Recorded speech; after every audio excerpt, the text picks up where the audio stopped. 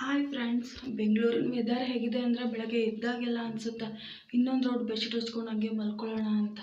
So ಬನ್ನಿ ಇವತ್ತಿನ log start ಮಾಡೋಣ. Welcome back to Nishu Kannada log. Start ಆದಮೇಲೆ ಕಾಫಿ ಕುಡಿಯೋಕ್ಕೆ ಸ್ಟಾರ್ಟ್ ಮಾಡಿದೆ. ಕಾಫಿ ಮಾಡ್ಕೊಂಡಿದ್ದೆ ನಾನೇ. ಕಪ್ ತುಂಬ ದೊಡ್ಡದು ಅಂತಾರೋ ತುಂಬ ಕುಡಿತೀನಿ ಕಾಫಿ ಅಂದ್ಕೊಬಿಡಿ, ಸ್ವಲ್ಪನೇ ಕುಡಿಯೋದು. ಆಲ್ರೆಡಿ ಟಿಫನ್ ಟೈಮ್ ಆಯಿತು. ಇವತ್ತು ಟಿಫನಿಗೆ ಸಿಂಪಲಾಗಿ ಮಾಡ್ಕೊಂಡಿದ್ದೆ, ದೋಸೆ ಮತ್ತು ಸೋಯಾಬೀನ್ ಪಲ್ಯ. ಇಷ್ಟು ಆಡಿ ಹಂಗೆ ಟೈಮ್ ಮಾಡೋ ಅಷ್ಟೊತ್ತಿಗೆ ಆಲ್ರೆಡಿ 10:30 ಆಗ್ತಾ ಬಂತು. ನೋಡಿ ನನ್ನ ಮಗ ಎಷ್ಟು ಚೆನ್ನಾಗಿ ನನಗೆ ಹೆಲ್ಪ್ ಮಾಡಿಕೊಡ್ತಾನೆ ಅಡುಗೆ ಮಾಡೋದಕ್ಕೆ. ಈರುಳ್ಳಿ ಸೋಸ್ಕೊಡ್ತಾನೆ, ಬೆಳ್ಳುಳ್ಳಿ ಸೋಸ್ಕೊಡ್ತಾನೆ.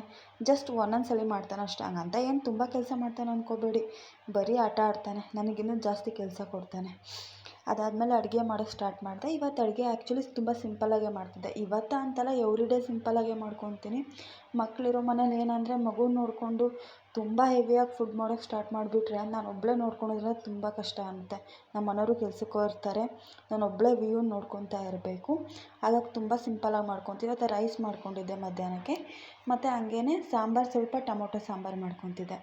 ಎಲ್ಲರೂ ಮಾಡೋ ಥರನೇ, ಬಟ್ ಈ ಥರನೂ ಒಂದ್ಸಲಿ ಟ್ರೈ ಮಾಡಿದ್ದು. ನಮ್ಮ ಅಮ್ಮ ಮಾಡೋ ಥರ ಸಿಂಪಲ್ಲಾಗಿರುತ್ತೆ, ಬಟ್ ಟೇಸ್ಟ್ ಮಾತ್ರ ಅಲ್ಟಿಮೇಟ್ ಅಂತ ಹೇಳ್ಬೋದು. ನಮ್ಮ ಹಳೆ ಕಾಲದವ್ರು ಮಾಡೋ ರೆಸಿಪಿನೇ ಹಾಗೆ ಅಲ್ವಾ, ತುಂಬ ಚೆನ್ನಾಗಿರುತ್ತೆ.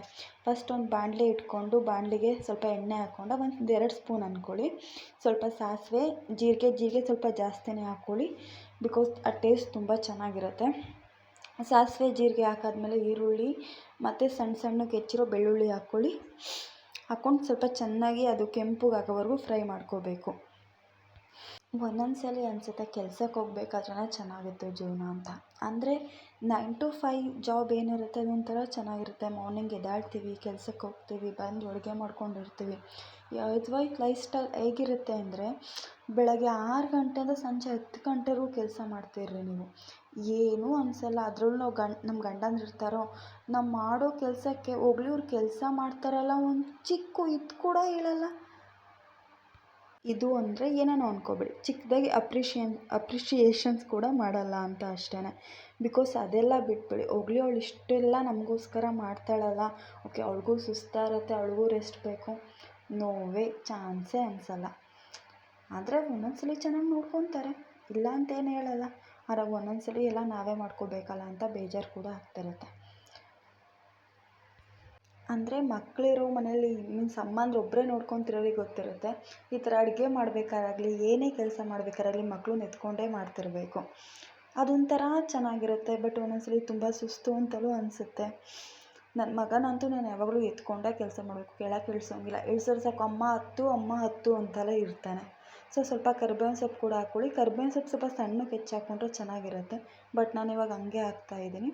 ಆಮೇಲೆ ಉಪ್ಪು ಹಾಕ್ಕೊಳ್ಳಿ, ರುಚಿಗೆ ಎಷ್ಟು ಬೇಕಷ್ಟು.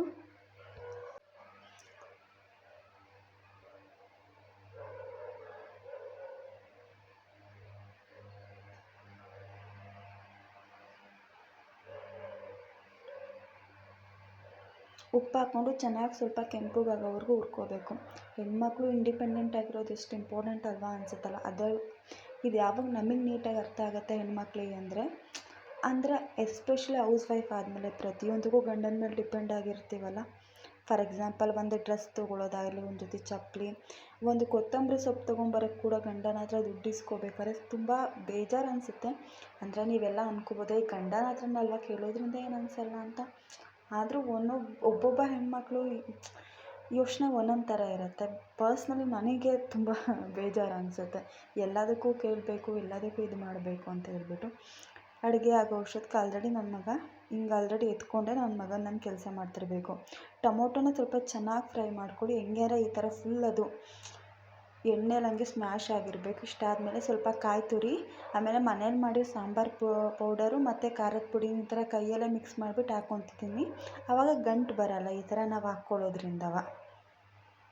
ಆಮೇಲೆ ನಮ್ಗೆ ಎಷ್ಟು ಬೇಕು ನೀರು, ಅಷ್ಟು ನೀರು ನೋಡ್ಕೊಂಬಿಟ್ಟು ಹಾಕ್ಕೊಂಬಿಡಬೇಕು. ಸಾಂಬಾರು ನಿಮಗೆ ತೆಳ್ಳಗೆ ಬೇಕಾ, ಯಾವ ಥರ ಬೇಕಂತ ನೋಡ್ಕೊಂಡು ನಿಮ್ಮ ಕನ್ಸಿಸ್ಟೆನ್ಸಿಗೆ ತಕ್ಕನಾಗಿ ಹಾಕ್ಕೊಂಬಿಟ್ಟು ಸ್ವಲ್ಪ ಚೆನ್ನಾಗಿ ಕುದಿಸ್ಬೇಕು.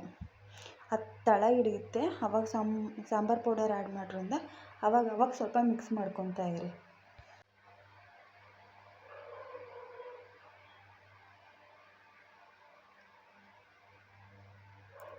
ಈ ಥರ 1-2 ಕುದಿ ಬಂದಾದಮೇಲೆ ಸಾಂಬಾರು ಎಡ್ಸಿದ್ರೆ ಆಗುತ್ತೆ. ಸಾಂಬಾರು ಬೇಗ ಆಗುತ್ತೆ, ಕ್ವಿಕ್ಕಾಗಿ ಆಗುತ್ತೆ. ಅಡುಗೆ ಮಾಡೋಷ್ಟಕ್ಕೆ ಆಲ್ರೆಡಿ ಕಿಚನ್ ಈ ಥರ ಆಗಿತ್ತು ನನ್ನ ಕಿಚನ್. ಆಮೇಲೆ ಈ ಥರ ಕ್ಲೀನ್ ಮಾಡಿಕೊಂಡೆ. ಒಂಥರ ಸಮಾಧಾನ ಅಲ್ವಾ ಈ ಥರ ಕಿಚನ್ ಫುಲ್ಲು ಕ್ಲೀನಾಗಿದ್ದಾಗ ಹೆಣ್ಮಕ್ಳಿಗೆ ಹೇಳೋಕ್ಕಾಗಲ್ಲ. ಆ ರೇಂಜಿಗೆ ಖುಷಿ ಆಗ್ತಾ ಇರುತ್ತೆ, ಹೊಟ್ಟೆ ಒಳಗಡೆ ಚಿಟ್ಟೆ ಬಿಟ್ಟಿರೋ ಫೀಲ್. ಇವತ್ತಿನ ಮಧ್ಯಾಹ್ನ ಊಟ ಬಂದು ಅನ್ನ ಸಾಂಬಾರು ಮತ್ತು ಸೌತೆಕಾಯಿ ಇರಲಿಲ್ಲ, ಬರೀ ಈರುಳ್ಳಿ ಇಟ್ಕೊಂಡಿದ್ದು. ಹಾಗೆ ಬೆಳಗ್ಗೆ ಸ್ವಲ್ಪ ಪಲ್ಯ ಮಿಕ್ಕಿತ್ತು, ಸೋಯಾಬೀನ್ ಪಲ್ಯ, ಅದನ್ನೂ ಹಾಕ್ಕೊಂಡಿದ್ದೆ ಇವತ್ತಿನ ಮಧ್ಯಾಹ್ನದ ಊಟ. ಸೊ ಸಂಜೆ ಆದ ತಕ್ಷಣ ಮನೆಯಲ್ಲಿ ಪೂಜೆ ಮಾಡಿಕೊಂಡು ರಾಯರ ಮಠಕ್ಕೆ ಹೋದ್ವು. ನಮ್ಮ ಏರಿಯಾ ಬಿಟ್ಟು ಸ್ವಲ್ಪ ಮುಂದೆ ಅಂದ್ಕೊಳ್ಳಿ ರಾಯರ ಮಠ ಇರೋದು, ಗಂಗೋಬನಹಳ್ಳಿ ಹತ್ರ. ನಿಜವಾಗ್ಲೂ ಮಿನಿ ಮಂತ್ರಾಲಯದ ಥರನೇ ಇದೆ, ತುಂಬ ಅಂದರೆ ತುಂಬ ಚೆನ್ನಾಗಿದೆ. ಬಟ್ ಸಿಕ್ಕಾಪಟ್ಟೆ ರಶ್ ಇತ್ತು. ಇವತ್ತು ಗುರುವಾರ ಆಗಿರೋದ್ರಿಂದ ಅಷ್ಟೊಂದು ವೀಡಿಯೋಸ್ ಎಲ್ಲ ಮಾಡೋಕ್ಕಾಗಲಿಲ್ಲ. ಅಲ್ಲಿಂದ ಸೀದಾ ಹೋಗಿದ್ದು ವಿಶಾಲ್ ಮಾರ್ಟ್ಗೆ ಏನಕ್ಕೆ ಹೋಗಿದ್ದೆ, ಜಸ್ಟ್ ಒಂದೇ ಒಂದು ಐಟಮ್ ತೊಗೊಳೋದಕ್ಕೋಸ್ಕರ ಹೋಗಿದ್ದು. ನೀವು ಯಾರಾದರೂ ನನ್ನ ಥರ ಇದ್ದೀರಾ, ಜಸ್ಟ್ ಒಂದು ಐಟಮ್ ತೊಗೊಳೋದಕ್ಕೋಸ್ಕರ ವಿಶಾಲ್ ಮಾರ್ಟ್ಗೆ ಎಲ್ಲರೂ ಶಾಪಿಂಗ್ ಹೋಗೋ ಅಂಥವ್ರು ಅಲ್ಲಿಗೆ ಹೋಗಿ ಹುಡ್ಕಾಡಿ ನನಗೆ ಯಾವ ಐಟಮ್ ಬೇಕಿತ್ತು ಆ ಐಟಮ್ನ ಸಿಗೋವರೆಗೂ ಬಿಡಲಿಲ್ಲ. ಅದಲ್ಲೈತಾ ಇಲ್ಲೈತಾ ಅಂತ ನೋಡಿ ತೊಗೊಂಬಿಟ್ಟು ಬಂದೆ. ನನಗೆ ಕರೆಕ್ಟಾಗಿ ಗೊತ್ತಾಗಲಿಲ್ಲ, ಮೀನ್ಸ್ ಅದಿದೆಯೋ ಖಾಲಿ ಆಗಿದೆಯೋ ಅನ್ನೋದು. ಬಿಕಾಸ್ ಲಾಸ್ಟ್ ಟೈಮ್ ಹೋದಾಗ ನೋಡ್ಕೊಂಡು ಒಂದು ಇದೇ ಇತ್ತು. ಹಾಗಾಗಿ 1-2 ಕಡೆ ನೀಟಾಗಿ ಅಲ್ಲಿ ಇಲ್ಲಿ ಆ ಫ್ಲೋರ್ ಈ ಫ್ಲೋರ್ ಅಂತ ಸುತ್ತಾರ್ದು ಕೊನೆಗೆ ಫೈನಲ್ಲಾಗಿ ಸಿಕ್ತು. ನಾನು ಏನು ಹುಡುಕೊಂಬಂದಿದ್ದೆ ಒಂದು ಐಟಮ್ಗೋಸ್ಕರ. ಐಟಮ್ ಏನಂತ ಗೊತ್ತಾ ನಿಮಗೆ? ಆ ಐಟಮ್ ತೋರಿಸ್ತೀನಿ, ಹಂಗೆ ವೀಡಿಯೋ ಲಾಸ್ಟ್ವರೆಗೂ ನೋಡ್ತಾರೆ. ಇನ್ನೂ ಯಾರು ನನ್ನ ಚಾನಲ್ನ ಸಬ್ಸ್ಕ್ರೈಬ್ ಮಾಡ್ಕೊಂಡಿಲ್ಲ, ಸಬ್ಸ್ಕ್ರೈಬ್ ಮಾಡ್ಕೊಳ್ಳಿ. ಇದು ನನ್ನ ಫಸ್ಟ್ ವೀಡಿಯೋ ಆಗಿರೋದ್ರಿಂದ ಸ್ವಲ್ಪ ಮಾತಾಡಿದ್ರೆ ಪ್ರಾಬ್ಲಮ್ ಇದೆ, ನನಗೆ ಹೇಳೋಕ್ಕಾಗ್ತಿಲ್ಲ, ಅಷ್ಟು ನರ್ವಸ್ ಇರ್ಬೋದು, ಏನೇ ಆಗಿರ್ಬೋದು. ಅಲ್ಲಿಂದ ಮನೆಗೆ ಬರ್ತಾ ಚಾಕ್ಲೇಟ್ ತೊಗೊಂಬಂದಿದ್ದೆ. ಚಾಕ್ಲೇಟ್ ತಿಂದ್ಕೊಂಡೆ. ಏನು ಐಟಮ್ ಅಂತ ನೋಡಬೇಕಾ? ನೋಡಿ, ಇದೇ ಐಟಮ್. ಬಿಕಾಸ್ ಕಪ್ಗಳು ತೊಗೊಂಬರಕ್ಕೆ ಹೋಗಿದ್ದೆ, ಅಂದರೆ ಟೀ ಕುಡಿಯೋ ಕಪ್ ಬರುತ್ತಲ್ಲ ಅದು. ಅಂದರೆ ನಮ್ಮ ಮನೇಲಿ ಇರೋದೆಲ್ಲ ಆಲ್ಮೋಸ್ಟ್ ಹೊಡೆದಾಕ್ಬಿಟ್ಟಿದ್ದೆ, ಅದಕ್ಕೆ ಬೆಳಗ್ಗೆ ಅಷ್ಟು ದೊಡ್ಡ ಕಪ್ಪಲ್ಲಿ ಕಾಫಿ ಕುಡಿತಾ ಇದ್ದೆ ನಾನು.